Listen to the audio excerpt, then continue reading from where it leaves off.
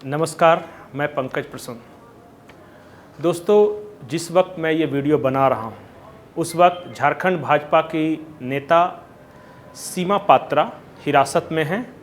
12 सितंबर तक वो न्यायिक हिरासत में रहेंगी और इन्हीं की खबर सर्च करते वक्त जब मैं इंटरनेट खंगाल रहा था तो मुझे एक चौंकाने वाला आंकड़ा दिखाई दिया और वो आंकड़ा ये है कि झारखंड की करीब 5 लाख बच्चियाँ दिल्ली और मुंबई जैसे महानगरों में मेड का काम कर रही हैं। मैं अचानक चौंक गया कि झारखंड तो छोटा सा राज्य है और हम जब पलायन की बात करते हैं तो ऐसा लगता है कि बिहार और पूर्वांचल से सबसे ज़्यादा पलायन है, लेकिन अगर महिलाओं के पलायन की बात करें तो झारखंड की बच्चियां या महिलाएं सबसे ज़्यादा नौकरी की तलाश में पलायन कर रही हैं जनसंख्या के अनुपात में देखा जाए तो। उसी दौरान जब मैं सर्च कर रहा था तो मुझे एक शब्द आया कि शायद जब आप ट्राइबल्स इलाकों में जाएंगे, जहां आदिवासी रहते गांव में जाएंगे, तो कुछ बच्चियां हैं जो कि जिन्हें छुड़ा कर लाया गया है, जो या फिर जो वहां नौकरी करती थी मेड का काम, वो वापस आ गई हैं। उनके लिए एक शब्द है दिल्ली रिटर्न। उन लड़कियों के लिए इस्तेमाल किया जाता है और किस भावना के साथ इस्तेमाल किया जाता है, जब आप सुनेंगे तो आपकी नज़रें शर्म से झुक जाएगी।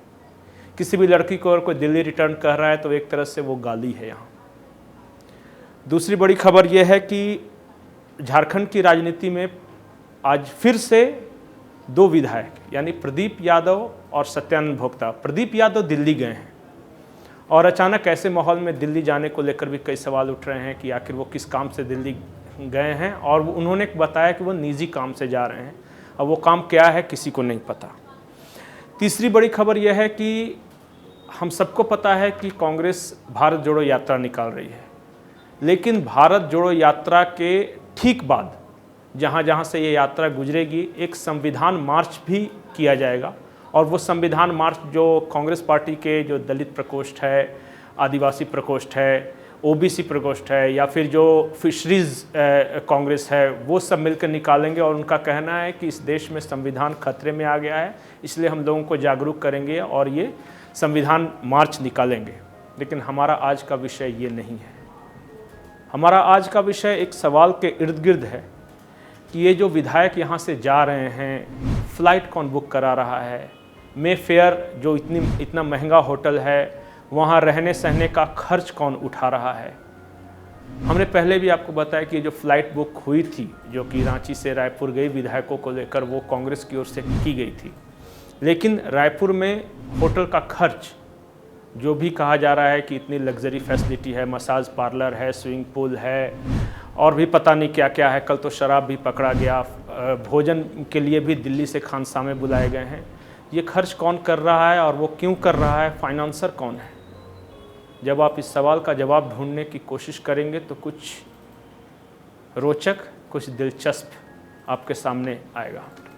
लेकिन इसी बीच जब फाइनेंस की बात करते हैं तो एक सवाल और आता है, आज की तारीख में जनता और नेता का रिश्ता क्या है? नेताओं का अपनी पार्टी से रिश्ता क्या है? क्या वो रिश्ता सिर्फ आर्थिक है?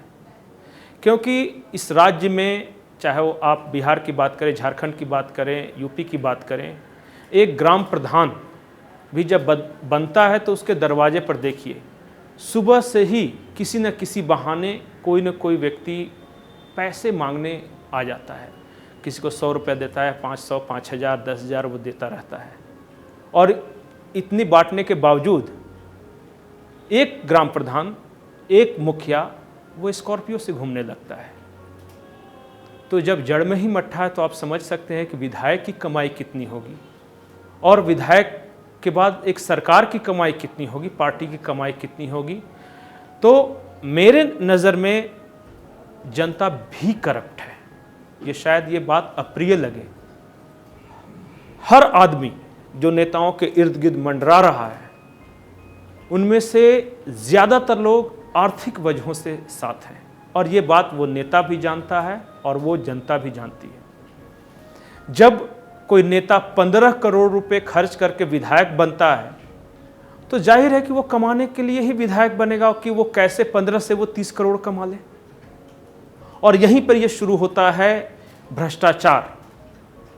आज एक विधायक के लिए उसकी विचारधारा छोड़ दीजिए, किस पार्टी के साथ है, क्यों है, कभी वो वोटर को देख के जो लोग उसे वोट देते हैं उसे देखकर वो हो सकता है किसी पार्टी के साथ ठिठक भी जाए, लेकिन जैसे ही कोई बेहतर ऑफर देता है उसका मन चंचल हो उठता है। वो सामने वाली पार्टी की विचारधारा क्या है, कौन ऑफर दे रहा है वो नहीं जानता, उसे सिर्फ चाहिए पैसा कि मेरे को इतना ऑफर किया गया है। और यहीं से ये दल बदल का सारा खेल शुरू होता है। और जब हम झारखंड की बात करते हैं तो हम इतिहास जानते हैं झारखंड का, कि यहाँ ऑफर पे कैसे जी मचलता है नेताओं का। और यही डर है हेमंत सोरेन को भी, यही डर है कांग्रेस को भी। और जब सुप्रियो भट्टाचार्य कहते हैं कि बीजेपी के कुछ विधायक मेरे संपर्क में हैं, तो बीजेपी को जो चला रहे हैं उनके भी कान खड़े होते हैं, क्योंकि उन्हें पता है कि ये जो एडहेसिव फोर्स है, जिस शक्ति ने विधायकों को मेरी पार्टी से बांध रखा है, उसमें एक बहुत बड़ा फोर्स आर्थिक भी है। कहीं कोई बेहतर ऑफर न दे दे, कहीं किसी को मंत्री बनाने का ऑफर न दे दे, कहीं 5 करोड़ 10 करोड़ 20 करोड़ रुपया किसी को न दे। इस डर से आज हर पार्टी आला कमान डरा हुआ है। और इसीलिए लाखों रुपए खर्च करके, हमें जो बताया गया उसके अनुसार करीब 20 लाख रुपए खर्च किए गए हैं एक फ्लाइट से विधायकों को रायपुर ले जाने में। और इसके अलावा आपने देखा पार्टियां हैं, लतरातू में मीट भात पार्टी है, उसके बाद शराब है, पता नहीं क्या क्या है। ये सारे खर्च हो रहे हैं और पार्टियां कर रही हैं इसलिए कि मेरे विधायक मेरे साथ रहें, क्योंकि उन्हें भी पता है कि ये विधायक वैचारिक प्रतिबद्धता नहीं, आर्थिक वजहों से मेरे साथ हैं। और जैसे वो आर्थिक समीकरण बदलता है, विधायकों को लगता है कि दूसरी ओर से कुछ बढ़िया ऑफर मुझे मिलेगा, तो वो शायद पलट जाएंगे, ये डर है।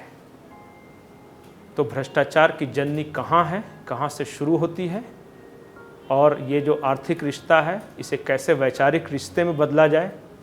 पार्टियों के साथ उनके नेताओं की विचारधारा के आधार पर जुड़ें, न सिर्फ और सिर्फ पैसा के आधार पर नहीं, क्योंकि समाज के हर पहलू में, समाज के हर व्यक्ति के पास पैसे का अभाव न हो, लेकिन इसका मतलब नहीं कि उसकी ज़िंदगी के हर मुद्दे में पैसे का ही प्रभाव हो। नमस्कार।